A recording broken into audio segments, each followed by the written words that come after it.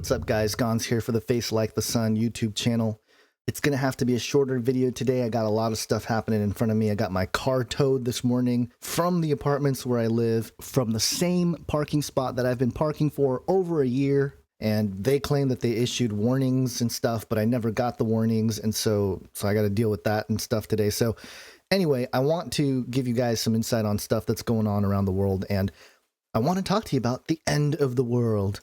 But before I do want to just point out that there seems to be a lot of deaths, natural disaster deaths. And, you know, a couple weeks ago, maybe even a month ago, I talked about how there seems to be a rise in deaths, like reports of deaths, not just randomly, but by the tens and by the hundreds. And right now, you know, we're dealing with the South Carolina floods that's killed, according to some reports, 14 people. And there's a lot of places that are affected by this. You have, according to another report, 325 roads and 163 bridges that are closed in South Carolina. And so our prayers go out to those folks there for their safety and protection.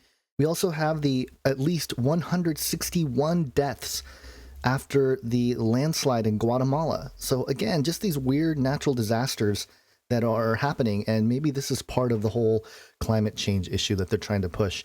And it would make sense that they would roll this stuff out and slowly start to destroy various parts of the world.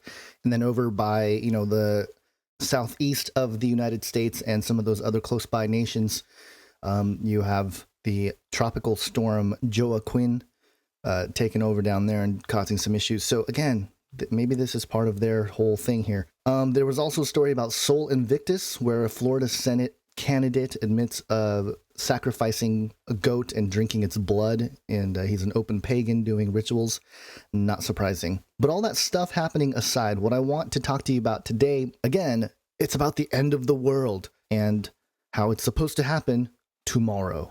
Okay, the end of the world is happening tomorrow, according to some Christians. And this goes back to, if you guys remember, May 21st, 2011, Harold Camping made a prediction that the world is going to end on that day. Now, because it didn't end and Harold Camping passed away, one of his media guys, his name is Chris McCann, he has been outspoken saying that the world is actually going to end on October 7th, 2015, which is tomorrow, from where I record this today. And obviously no Christian in their right mind is saying, yep, tomorrow's the end. Yep, October 7th. And it's another one of those cases where I think it's causing just ridicule and confusion into the Christian community by outsiders. And actually, a friend of mine named Natalina, who runs Extraordinary Intelligence, wrote an article back in March on this topic. Now, the reason why this one is particularly interesting and I think important to kind of expose is not because it's just another doomsday date, okay? Because obviously dates have been set for, you know, for millennia. But this particular end of the world scenario is strange because according to Chris McCann, when he was interviewed on Coast to Coast AM with George Norrie, he said that on May 21st, 2011, salvation ended, okay? What they're saying is that salvation ended on that day, May 21st, 2011, which means nobody past that date who has been saved is saved. Now that is a whole new level of evil. Let's just call it for what it is. That is evil. That is not true, number one.